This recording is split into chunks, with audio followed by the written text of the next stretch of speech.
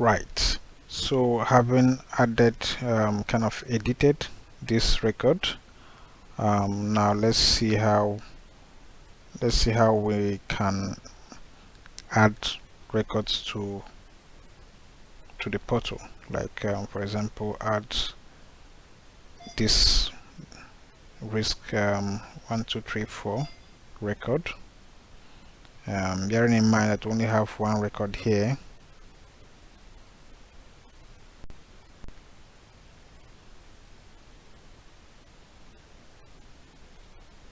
So this is interview base, and we have only one record here, and that is this record here. So we need to add this. Let's assume we have the client has mobile device. This is her desktop, and she also has mobile device, and we need to kind of access that device as well. So we'll click on new, and what it does, it kind of moves us from the clinic. We have now entered the L1234 base. So this is where we are now. If you see this breadcrumb telling you that we are actually coming from interview 71, right? But we're actually in the L1234 table. This is where we create the records. When we submit, we'll go back to this record. So that is exactly what we do here. On the Airtable, when we try to link a record or try to create a new one, so that is exactly what we do. When we click here, we are presented with this cast-type window. So this window is actually coming from, as you can see, the diagram, kind of the illustration, it's coming from the L1234 table or base. So let's continue.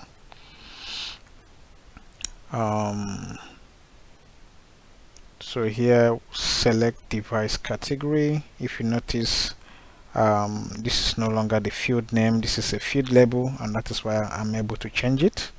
The field name are internal and cannot be changed. Like, it's basically what is driving this system, right? But I can change the field label. But on the Airtable, you can't do that. You see, you can't do this. This is actually the field name, so it doesn't allow you to kind of change the label, and that is why instead of that is why we can't confuse the description of the field as the field name. The field name is usually very simple and very basic, because they work at the back end of the database, while the field label can be displayed, it can be changed, can be named anything you want. So that's another key point there. So here we have select device category, and can select the mobile, asking us the mobile model, and the client has Sajam X6. Select date of assessment, it's the 14th. Who owns this device? Just say is the partner, and who purchased the device? The partner purchased it. Who pays the bills for the device? And we'll see that maybe the client only, or the client and the partner pays the device. Then enter details of ownership. If there are kind of other details or specific details that we need to know, we can enter them, or just enter fictitious random data, right? Who has access to the device? Let's say client and partner. Who configured the device? Let's say an external person did that. How old is the device? The device is more than 2 years. How often do you turn off your Wi-Fi and the Bluetooth, and she says it's turned off when not in use. How frequently does the client update the device password? Maybe monthly. Is this device used to connect to the public Wi-Fi? And like I said, if it's sometimes for me it also means yes.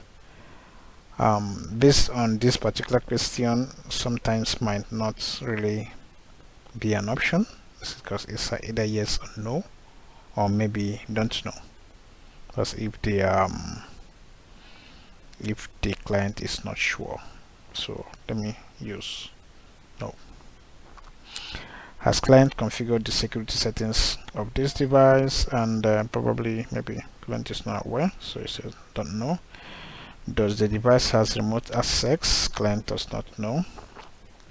Has client noticed any suspicious activity on the device? And based on this question, I think this option is not applicable. Has client noticed any suspicious activity on the device? Maybe yes, no, or maybe don't know would be applicable just based on this question. If we need something like this, we might need to rephrase this question so we can capture this. So I'll just choose no. So we have entered all the information for that. Then still have team members. So who are the team members that worked on this assessment? I can select Alex. Alex is not on the clinic team, right? So I'll select Norman, select Carla, maybe Simona, right? Just for the demo. Then here is where maybe the clinic, maybe who, I don't know who performed this assessment, or maybe a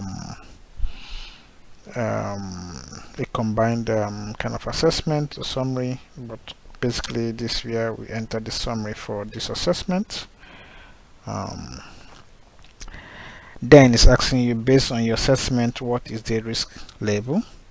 So this is like an improvement from what we have here. What we have here at the beginning, we are having the risk level here, which needs to be changed, supposed to come at the end.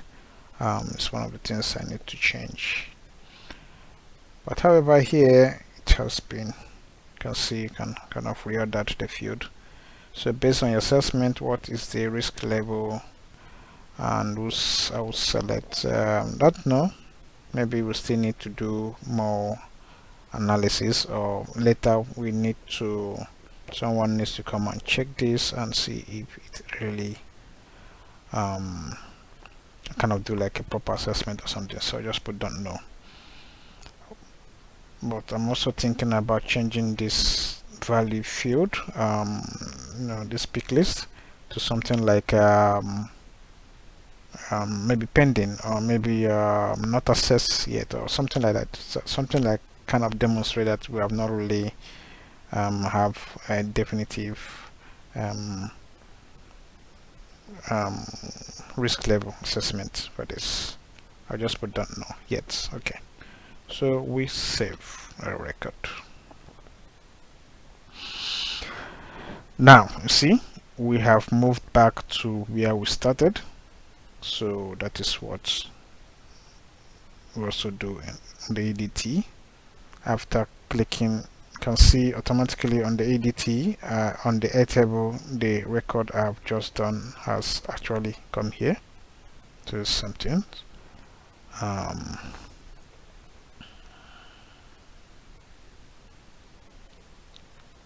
So basically that's how we can see that the record has been added here. Right, so it's very important that you understand what we are doing when we're adding record from another table, and when we are kind of editing the one that is already local on the particular table that we are on. so that way we kind of understand how the AirTable is kind of confusing, but that's basically one of the limitations of AirTable. You know, I think it's kind of pretty simple, but for people that don't really understand relational database, that's how it works, right? So we have this, and if we want to maybe check the details, because on you can see this is a portal, and it's showing us like basically 1 2 3 4, and the client's supposed to be here. 1 2 3 4 5 fields, right? I want to know the details of this particular record, so we need to click on it. It's going to take us to the to this particular base.